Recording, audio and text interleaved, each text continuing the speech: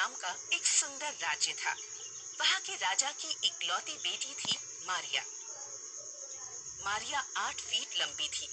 राजा अपनी बेटी की लंबाई से बहुत हैरान था। उसे अपनी बेटी की लंबाई का कोई लड़का नहीं मिल पा रहा था। लंबे से लंबे लड़के भी मारिया की लंबाई के आगे छोटे पड़ जाते। पिताजी, यही हाल रहा तो मैं कुंवारी ही रह जाऊंगी। आप मेरी शादी मुझसे छोटे लड़के से कर दीजिए। आखिर इसमें परेशानी ही क्या है? मैंने अपनी पूरी उम्र में ऐसा कोई विवाहित जोड़ा नहीं देखा जिसमें लड़का छोटा हो और लड़की लंबी हो। अगर मैंने तुम्हारी शादी तुमसे छोटे लड़के से कर दी तो पूरे राज्य में लोग तुम पर और मुझ पर हंसेंगे। तो मैं क्या करूं? क्या अपने पैर छाट कर खुद को छोटा कर लूं या अपनी गर्दन काट कर छोटी हो जाऊं? धैर्य रखो बेटी। मैंने सुना है 3 समुद्र पार एक 9 फीट का लड़का रहता है।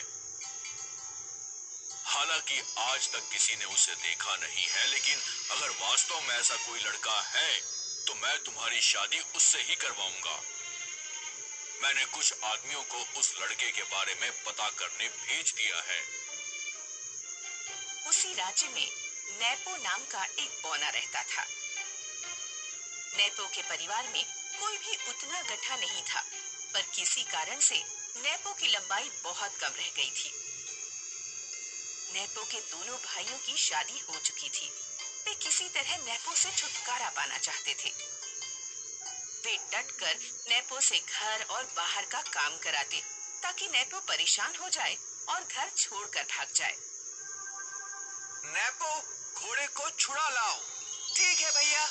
नेपो कुछ देर बाद वापस लौट आया तो उसके भाई ने कहा, नेपो, बाजार से सब्जी लेकर आओ। कुछ देर बाद नेपो बाजार से सब्जी लेकर लौटा तो उसके भाई ने कहा, नेपो, दोबारा बाजार जाओ और गेहूं के बीज ले आओ। भैया, आपने मुझे गेहूं के बीजों के बारे में पहले क्यों नहीं बता दिया? अब मुझे दोबारा जाना पड़ेगा। दोबारा जाने में कौन सी परेशानी है? तू घर पर रहकर क्या अंडे देगा? फटाफट जा और जो सामान मंगाया है लेकर आ। नेपो अपने भाइयों की डांट सुन लेता और अपने भाइयों का ऑर्डर पूरा कर देता। बदले में उसे 2 वक्त का खाना मिल जाता।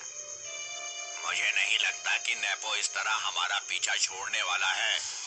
उसे खाना देना बंद करना होगा, तभी वो हमारा पीछा छोड़ेगा।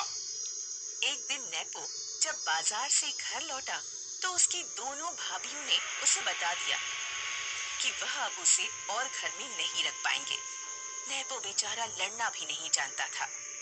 वो अपने कपड़े लेकर अज्ञात यात्रा पर निकल पड़ा। नेपो जब जंगल किनारे से गुजर रहा था तो एक जहरीला तीर अचानक उसकी पीठ में आकर घुस गया। नेपो तुरंत बेहोश होकर गिर पड़ा। वो तीर मारिया ने चलाया था। मारिया उस समय जंगल में शिकार कर रही थी। उसका निशाना चूक गया और तीर बौने को जा लगा। मारिया बौने को उठाकर महल ले गई। उसका घाव साफ करके उसने नेपो की मरहम पट्टी की, लेकिन नेपो को होश नहीं आया। मारिया ने वैद्य को बुलाया तो वैद्य ने कहा कि नेपो को होश आने में कुछ घंटों का समय लग सकता है। मैं भी कितनी मूर्ख हूँ, अपने तीर से किसी की जान खतरे में डाल दी। मारिया रात में नेपो के बराबर में ही सो गई। मारिया का चाचा मारिया को मारकर मारिया के पिता का राज्य हासिल करना चाहता था। उस रात वह पहरेदारों को चकमा देकर मारिया की हत्या करने के उद्देश्य से मारिया के कमरे में घुस आया।